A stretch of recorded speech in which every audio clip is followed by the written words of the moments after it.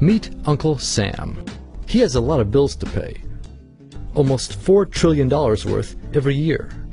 Uncle Sam's income is a little over $2 trillion per year. To make up the difference, the deficit, he does what most Americans do. He borrows money. When Uncle Sam takes out a loan, he calls it a bond. Bonds can be held by banks, investors, or even foreign governments. Uncle Sam has to promise to pay interest on these bonds, just as you do on any loan you take out. Ever think about paying your mortgage with your credit card? That's exactly what Uncle Sam does. He takes out new loans, new bonds, so that he can make payments on the old ones. All those loans, and especially all that interest, adds up. Right now, Uncle Sam owes about $14 trillion. To put that in perspective, $14 trillion is about the same as the national GDP, the total value of all the goods and services produced by the American economy in an entire year. It's such a huge amount of money that Uncle Sam is starting to run out of people to borrow from, and he's having trouble just paying the interest on his loans.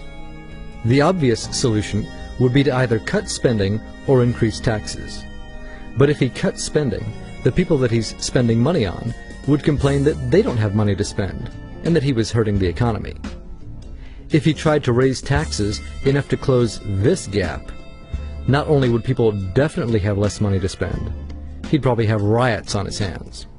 So Uncle Sam chooses the easy way to make money. Just make it. He calls up the Federal Reserve, which is our central bank, and, like magic, dollars are created and deposited in banks all around America. The problem is that the more of something there is, the less it's worth. Same goes for the US dollar. The more dollars there are, the less each one will buy. That's why commodities like gasoline, food, and gold become more expensive when Uncle Sam does his money-making magic. The commodities aren't really worth more. Your money is just worth less. That's called inflation. Remember the foreign governments that lent money to Uncle Sam?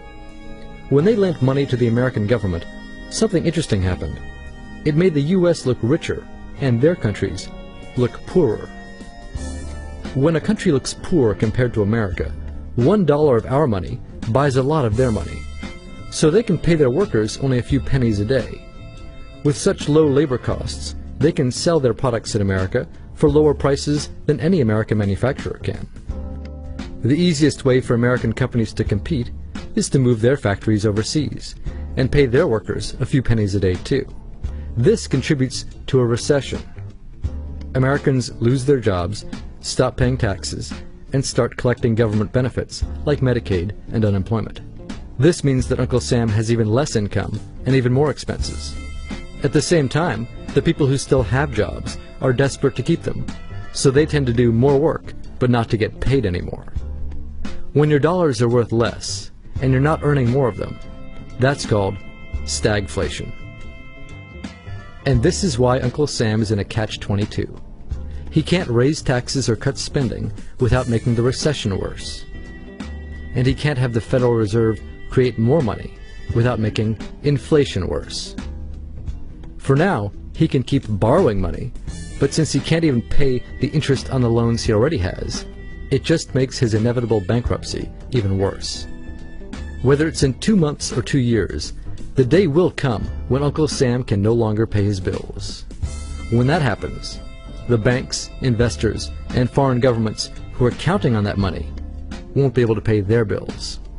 You see, just like Uncle Sam, governments, banks, and corporations don't actually have much money.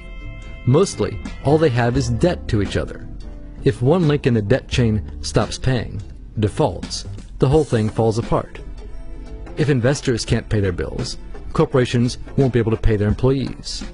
If banks can't pay their bills, you won't be able to take out a loan, use a credit card, or even withdraw your savings.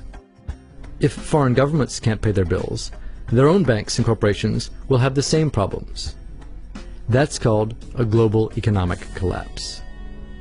It's never happened before, so nobody really knows how bad it will be, how long it will last, or even how we'll eventually get out of it.